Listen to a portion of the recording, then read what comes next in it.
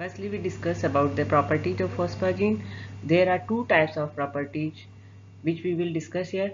Firstly, physical properties and then chemical properties.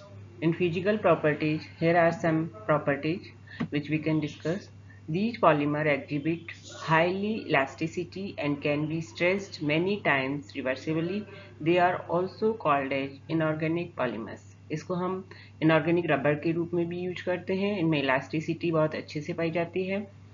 Freshly prepared samples are soluble in chloroform, अर्थात ये organic solvents में भी dissolve होते हैं, जैसे हमने सिलिकॉन्स में भी पीछे बताया था, क्योंकि इनमें ऑर्गेनिक ग्रुप जुड़े हुए होते हैं कई फॉस्फाजिन्स में, तो जिस वजह से ये ऑर्गेनिक सॉल्वेंट्स में डिजोल्व होते हैं. But are insoluble in hexane.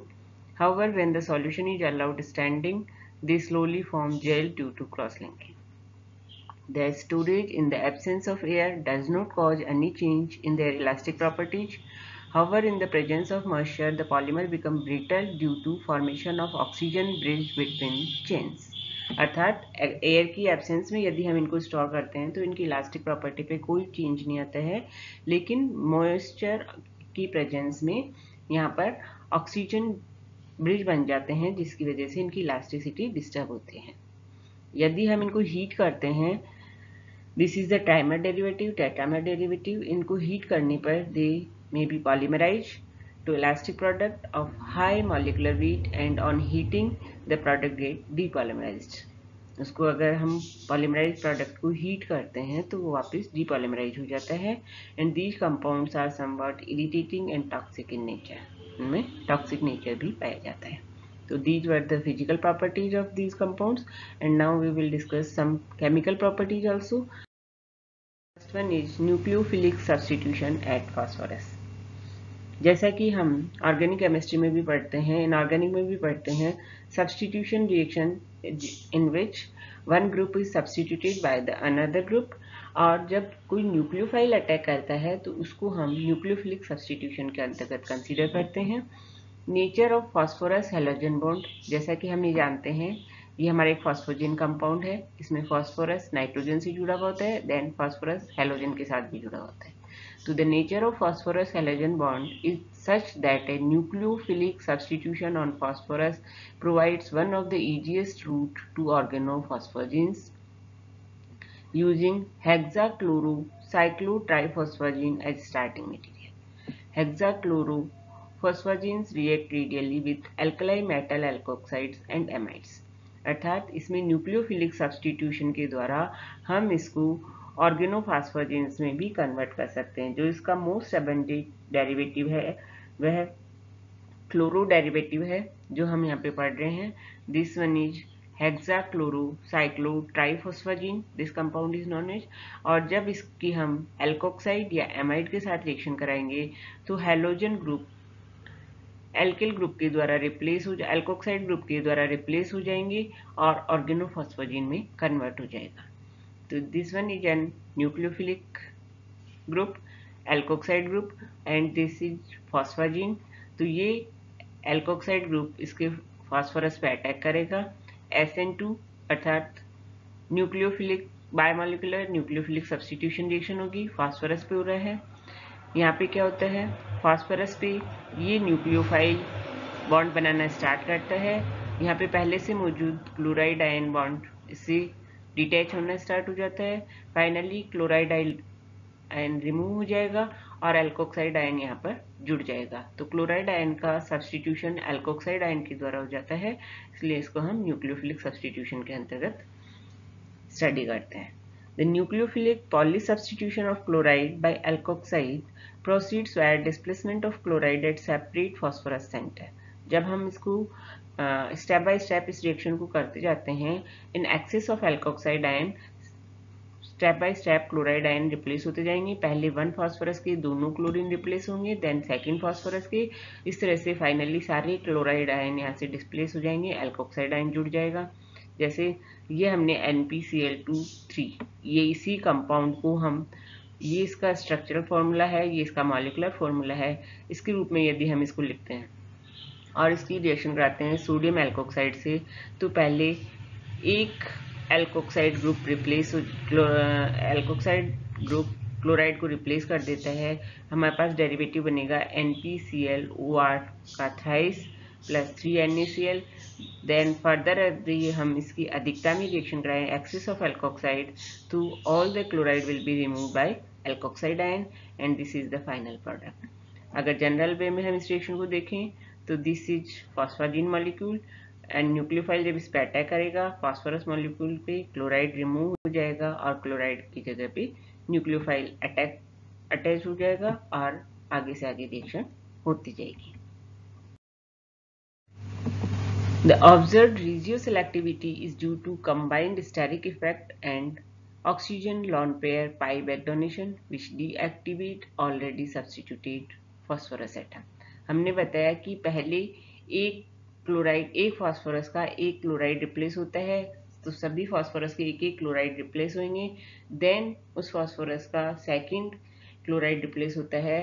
तो इसके पीछे रीजन क्या बताया है, steric effect and oxygen lone pair pi back donation, क्योंकि उस फास्फोरस पे एल्कोक्साइड बल्कि ग्रुप जुड़ जाने की वजह से वहां पे दूसरा एल्कोक्साइड इजीली नहीं आ सकता।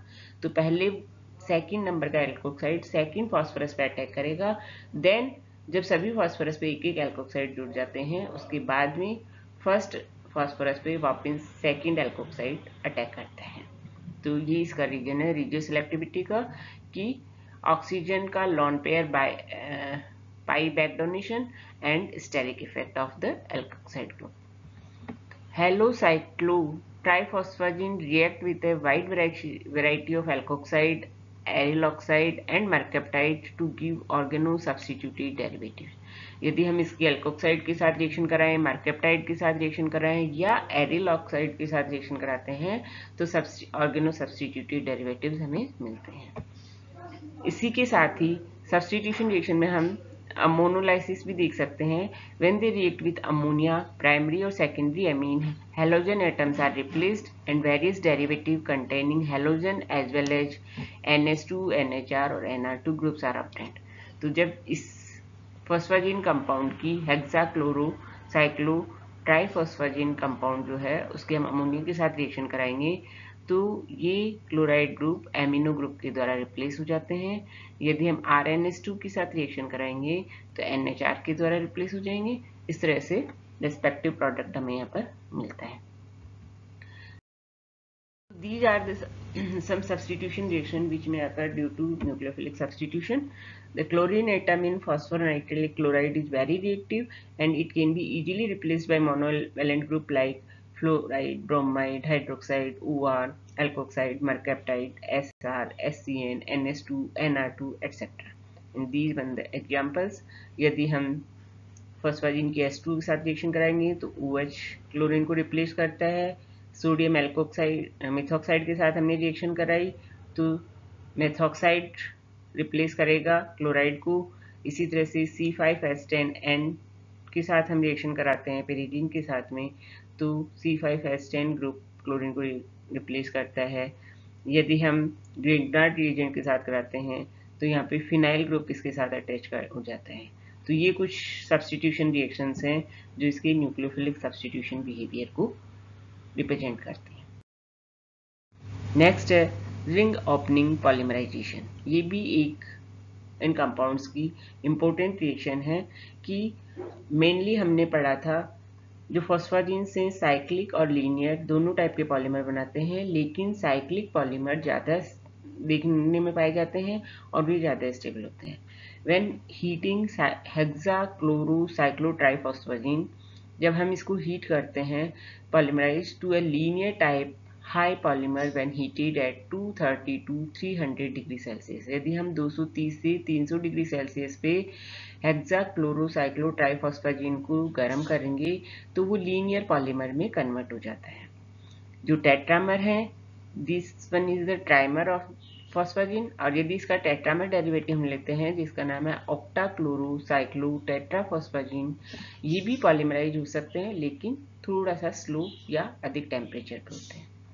The conversion is a type of ring opening polymerisation. इसको हम रिंग ओपनिंग पॉलीमराइजेशन के अंतर्गत कंसिडर करते हैं क्योंकि साइक्लिक कंपाउंड और लीनियर कंपाउंड में पॉलीमराइज हो रहे हैं। The ring opening polymerization mechanism is found to be catalyzed by Lewis acid. इसको Lewis acid के द्वारा कैटेलाइज किया जाता है. Again, prolonged heating of polymer at high temperature will cause depolymerization. और यदि हम उसको लंबे समय तक हीट करते रहते हैं, पॉलीमर को हाई टेम्परेचर पे हीट करते हैं, तो वे डीपॉलीमराइज हो जाते हैं. The structure of inorganic chloropolymer product, for example polydichlorophosphagene, comprised of a linear PnCl2 n-type compound where n is equal to 15,000. This one is the diagrammatic representation, and when hexachlorocyclotriphosphagen compound को heat किया जाता है 230 से 300 degree Celsius पे, तो ये linear polymer में convert हो जाता है. n की वैल्यू 15,000 के अराउंड होती है, और इस कंपाउंड का नाम है पॉलीडाइक्लोरोफॉस्फेजिन. ये जो कंपाउंड है इसको हम कहते हैं polydichlorophosphazene. This one is the reactive polymer intermediate, और इस रिएक्टिव पॉलीमर इंटरमीडिएट से हम further organophosphazenes, different derivatives of phosphazenes भी प्राप्त कर सकते हैं. मान लीजिए ये हमारा पॉलीडाइक्लोरोफॉस्फेजिन है. इसकी रिएक्शन यदि हम किसी भी reagent sodium alkoxide, primary amine या सेकेंडरी एमीन के साथ कराएंगे तो उसके कंसेक्यूटिव प्रोडक्ट्स हमें मिल जाएंगे. ये एल्कोक्साइड डेरिवेटिव है, these are the amine derivative of these compounds. तो जो polydichlorophosphazene product is starting material, this one is starting material for a wide synthesis of wide range of polymeric compounds. तो इससे हम wide range of polymeric compound प्राप्त कर सकते हैं, और इसको हम पॉलीफॉस्फेजिन कहते हैं. Substitution of chloride group by other nucleophilic group, especially alkoxide as laid out above, yields numerous characteristic derivatives. Third है बेसिक प्रॉपर्टीज ऑफ फॉस्फेजिन्स. जैसा कि हमने इसके स्ट्रक्चर एंड बॉन्डिंग में डिस्कस किया था कि फॉस्फेजिन में जो नाइट्रोजन एटम है इसके पास में एक lone pair of electron free रहता है. नाइट्रोजन एटम में sp2 हाइब्रिडाइजेशन हमने बताया था, और एक s और दो p ऑर्बिटल्स यहाँ पे हाइब्रिडाइज होकर के sp2 बनाते हैं, जिसमें से एक sp2 ऑर्बिटल में एक लॉन पेयर ऑफ इलेक्ट्रॉन पाया जाता है. तो the nitrogen centre of hexachlorophosphazenes are weakly basic due to its lone pair of electron which can be donated to other substance which have deficiency of pair of electrons, hence these compound act as base. तो ये जो अभी हम पीछे लिख रहे थे इसी को लिखने के डिफरेंट वेज हैं. इसको हम इस तरह से भी लिख सकते हैं NpCl2 का ट्राइमर, और यदि हम 3 से इसको सभी को मल्टीप्लाई करें तो हम इसको इस तरह से भी लिख सकते हैं P3N3Cl6. तो this formula and this formula is the same for hexachlorophosphazene. तो हेक्साक्लोरोफॉस्फेजिन की जब हम SO3 सल्फर ट्राइऑक्साइड के साथ रिएक्शन करते हैं तो एडक्ट प्रोडक्ट बनता है. यहाँ पे नाइट्रोजन के जो लॉन पेयर हैं, 3 नाइट्रोजन है तो 3 लॉन पेयर होंगे, वो 3 SO3 इसके साथ में एडक्ट प्रोडक्ट बनाते हैं, और इसको हम कहते हैं बेसिक नेचर ऑफ नाइट्रोजन, क्योंकि हम जानते हैं Lewis base is the donation of lone pair of electron is known as Lewis base. तो ये लुईस बेस की तरह यहाँ पर बिहेव करते हैं. The Lewis base behavior has been suggested to play a role in polymerization reaction, and specifically hexachlorophosphogene has been reported to form adduct of various stoichiometric with Lewis acids. तो जो ये हेक्साक्लोरोफॉस्फेजिन है बेस की तरह behave करता है, तो different Lewis acid के साथ में ये एडक्ट प्रोडक्ट बना सकता है, जो हो सकते हैं aluminium chloride, aluminium bromide, gallium chloride, sulphur trioxide, TaCl5, VOCl3 etcetera. But BCl3 के साथ ऐसी रिएक्शन नहीं होती है. यहाँ पे ये 1:1 प्रोडक्ट बनता है मेनली, और इसमें एल्यूमिनियम ट्राइक्लोराइड और गैलियम ट्राइक्लोराइड के साथ में बेस्ट स्ट्रक्चरल प्रोडक्ट बनते हैं. नेक्स्ट प्रॉपर्टी है hydrolysis.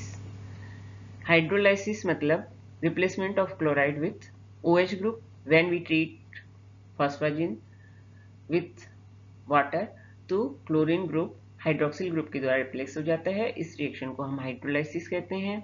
The halophosphazenes are hydrolysed by water first hydrophosphazenes. जैसे ये हमारे पास में हेलोफॉस्फाजीन कंपाउंड है, इसको हमने वाटर के साथ रिएक्शन करवाई तो all chlorine group will be replaced by OH group और इस कंपाउंड को हम कहते हैं हाइड्रोक्सी फॉस्फाजीन्स। क्लोरोफॉस्फाजीन से हाइड्रोक्सी फॉस्फाजीन में कन्वर्ट हो जाता है और इसका हम जनरल मॉलिक्यूलर फॉर्मूला लिख सकते हैं NPCl की जगह पे OH2 का थ्राइस, होल मॉलिक्यूल का थ्राइस। तो फर्स्टली क्या होता है कि ये जो फॉस्फाजीन हेलोफॉस्फाजीन है वो हाइड्रोक्सी फॉस्फाजीन में कन्वर्ट हो जाता है और ये हाइड्रोक्सी फॉस्फाजीन आइसोमराइजेशन जिसको हम कहते हैं tautomeric phosphazene, these are the known as tautomeric phosphazenes. इसमें आइसोमराइजेशन होता है movement of H from oxygen to nitrogen, displacement of H। यहाँ पे हम क्या देख रहे हैं, दोनों हाइड्रोक्सिल ग्रुप फॉस्फोरस पे जुड़े हुए हैं क्योंकि क्लोरीन ग्रुप दोनों फॉस्फोरस पे जुड़े हुए होते हैं और इसमें रिप्लेसमेंट हो जाता है तो दोनों हाइड्रोक्सिल ग्रुप फॉस्फोरस पे जुड़े हुए होते हैं। लेकिन यहाँ पे इसमें टॉटोमेरिक आइसोमराइजेशन होगा और ये H जाएगा नाइट्रोजन पे और ये डबल बॉन्ड जाएगा P और O के मध्य। तो P और O के मध्य डबल बॉन्ड आ गया, हर नाइट्रोजन पे हाइड्रोजन अटैच हो गया। तो this is isomer structure, these are the isomer structure और इस कंपाउंड को हम कहते हैं साइक्लोफॉस्फाजीन। और फाइनली ये कन्वर्ट हो जाता है फास्फोरिक एसिड एंड अमोनिया। तो इस प्रोसेस में होता क्या है, initial step involve the hydrolysis of phosphorus chloride bond, ये फास्फोरस क्लोरीन बॉन्ड का हाइड्रोलिसिस होता है फर्स्ट स्टेप में। Second, proton migration from oxygen to nitrogen. Second step जो इसका आइसोमर स्ट्रक्चर होता है उसमें क्या होता है, proton transfer from oxygen to nitrogen, ये इसका सेकंड स्टेप है। और थर्ड स्टेप में क्या होता है, ring cleavage, this ring will be cleavaged, टूट जाएगी एंड स्केलेटल डिग्रेडेशन, ये रिंग टूट गई उसके बाद में इसका स्केलेटल डिग्रेडेशन हुआ और फाइनल प्रोडक्ट हमें मिलता है फास्फोरिक एसिड एंड अमोनिया। तो hydrolysis of halophosphazene, the final product will be phosphoric acid and ammonia, and this one is the mechanism for this reaction. Next है Friedel-Crafts substitution. Friedel-Crafts substitution phosphagenes की एक important reaction है and this behavior can be attributed to 5 characteristics of phosphagene. Phosphagenes की जो characteristics हैं जिसकी वजह से Friedel-Crafts reaction show करता है, these are as follow. The fact that the skeletal nitrogen atom can donate their lone pair electron to acceptor molecule to form coordination complex. हम पढ़ चुके हैं नाइट्रोजन एटम अपना इलेक्ट्रॉन पेयर डोनेट करके coordination complex बना सकता है। इसी तरह से सेकंड है ability of halophosphazene to release a halogen ion to form an anion cation complex. दूसरा हमने ये भी पढ़ा कि इसमें न्यूक्लियोफिलिक सब्स्टिट्यूशन के द्वारा हेलोजन आयन को रिलीज किया जाता है और एक एनायन कैटायन कॉम्प्लेक्स बनता है। थर्ड है ability of phosphazene to accept a cation, फिर ये कैटायन को एक्सेप्ट करेगा एंड ओनियम आयन बनाता है। अवेलेबिलिटी ऑफ पाई इलेक्ट्रॉन, हम इसकी स्ट्रक्चर देखते हैं इनऑर्गेनिक बेंजीन के समान है इसीलिए हमने इसको कंपाउंड को नाम दिया है फॉस्फाजीन। तो जो इसमें पाई इलेक्ट्रॉन्स हैं वे भी मेटल के साथ कोऑर्डिनेट कर सकते हैं। Rigidity of cyclophosphagene ring which facilitate the specific crystalline molecular packing arrangement required clathration. So these are the property which favors the Friedel-Crafts substitution reaction. इसमें क्या होता है, halophosphazene could react with metal halide, metal halide के साथ में reaction करते हैं to give two kinds of coordination compound. तो दो तरह की coordination, this one is the halophosphazene, this one is also known as halophosphazene. जब इसकी हम मेटल हैलाइड के साथ रिएक्शन कराते हैं, एल्यूमिनियम क्लोराइड या एल्यूमिनियम ब्रोमाइड, तो दो तरह की कंपाउंड्स हमें मिलते हैं। First involves ion transfer at the phosphorus dihalide unit, ये फॉस्फोरम डाई हैलाइड यूनिट पे ट्रांसफर होता है। यहाँ पे हेलोजन आयन इस AlCl3 के साथ रिएक्शन करता है और ये कैटायन हमें यहाँ पर मिलता है। Second requires coordination between skeletal nitrogen and metal of Lewis acid, और दूसरा ये जो मेटल हैलाइड है ये रिएक्शन कर सकता है नाइट्रोजन के साथ में क्योंकि ये लुईस एसिड है, नाइट्रोजन लुईस बेस की तरह बिहेव करता है तो एडक्ट प्रोडक्ट भी यहाँ पे एक तरह से ये भी मिल सकता है। तो जो फर्स्ट वन इंटरमीडिएट हमें मिला है It is believed that complex like 48A, this one is 48A, are intermediate formed during the Friedel-Crafts annihilation of phosphagens. तो जो Friedel-Crafts रिएक्शन है उसका इंटरमीडिएट भी ये होता है, तो इससे ये हम शो कर सकते हैं कि ये कंपाउंड Friedel-Crafts रिएक्शन शो करते हैं। इसमें क्या होता है, Friedel-Crafts रिएक्शन में जब हम फॉस्फाजिन की रिएक्शन बेंजीन के साथ में एल्यूमिनियम क्लोराइड के प्रेजेंस में कराते हैं तो फ्रीडल-क्राफ्ट सब्स्टिट्यूशन रिएक्शन होगा और हमें जेमिनल डाइफिनाइल, टेट्राफिनाइल और हेक्साफिनाइल डेरिवेटिव प्राप्त होते हैं depending upon the reaction mixture. तो अगर बेंजीन की मात्रा कम है तो डाइफिनाइल होंगी, इसकी मात्रा प्रचुर मात्रा में है तो हमें हेक्साफिनाइल डेरिवेटिव प्राप्त होंगे। This one is the hexaphenyl derivative of phosphazene. So these reactions are known as Friedel-Crafts reaction.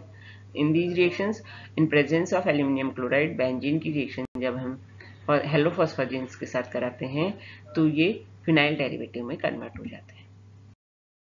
These were the chemical reactions for the phosphagens, and on basis of its physical and chemical properties, so there are some uses of phosphagens. The phosphonitrile halides are used as rigid plastic fibers because they are waterproof and fireproof and are unaffected by oil and petrol. Waterproof और fireproof होने की वजह से ये plastic fibres के रूप में use किए जा सकते हैं। They are used as catalyst in manufacture of silicon. Silicon के मैन्युफैक्चर में भी इनका यूज किया जाता है। इनका मेडिसिनल यूज भी होता है, जैसे the film of polyaminophosphazene are used to cover severe burn जो हमारे जले हुए होते हैं उसके ऊपर यदि हम इसकी लेयर लगा देते हैं तो ये इफेक्टिव होता है, क्योंकि इसकी पतली सी लेयर को कोई भी बैक्टीरिया या बाहरी तत्व इसको भेद करके अंदर नहीं जा सकते हैं। तो thin film of polyaminophosphogen are used to cover severe burns because they prevent the loss of body fluid and keep germs out. ये बॉडी फ्लूइड के लॉस को भी रोकते हैं और जर्म्स को भी दूर रखते हैं। तो इसको हम, दूसरा इसका मेडिसिनल यूज है कि इसको हम आर्टिफिशियल ऑर्गन मैन्युफैक्चरिंग में भी काम में ले सकते हैं। तो फॉस्फाजिन्स कंपाउंड मेडिसिनल यूज भी होते हैं। Both the cyclic and non-cyclic phosphagens have great oxidative, thermal and radiative stability. The substituents such as NS2, OR, OCH5 और fluorinated derivatives bring about further stability. इनमें साइक्लिक और नॉन साइक्लिक जो फॉस्फाजिन्स होते हैं वे oxidative, thermal और रेडिएटिवली stable compounds होते हैं। Their water repellency, solvent resistance, flame resistance, retention of flexibility at low temperature, and their dielectric properties make them very useful for a variety of modern technology. So these are the main properties of phosphagens which make them useful for our day-to-day life. Main important properties: water repellency, solvent resistance, flame resistance, retention of flexibility at low temperature, and dielectric properties. So these are some uses of phosphagens. And now complete this chapter. Thank you. Next video में हम नया chapter start करेंगे.